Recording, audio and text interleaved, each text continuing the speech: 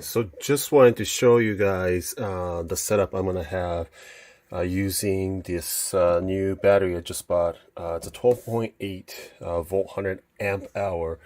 So purchased this separate controller to match the battery, at least for this controller. I'm going to show you guys outside, connect it with the solar panel, and what I'll be running. I'll put a light load. This has the inline fuse with 30 amp fuse.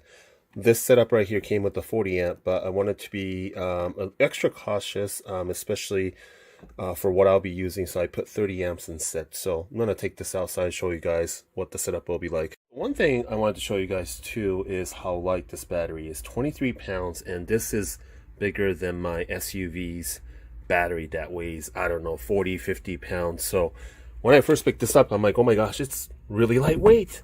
So it's not overly heavy.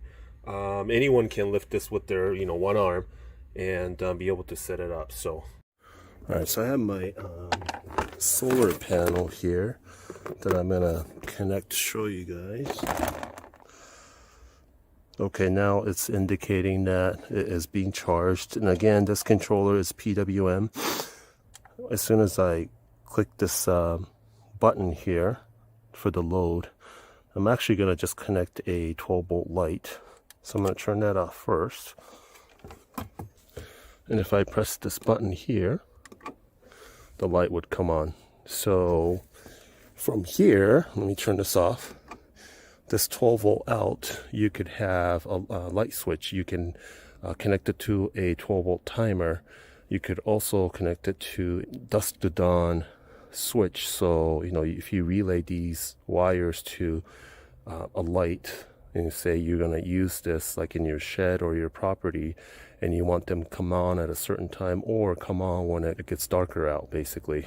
You have a number of options as far as using this controller, charge it via the solar panel, and of course with the 100 amp hour battery, you're going to have plenty of juice. Now, if you're going to use this for an RV or larger system, you can daisy chain this. There is a limit as to how many. The manual will basically tell you guys that, so you can connect this in series for 48 volts or parallel with 200 amp hour, so you can have total 400 amp hour.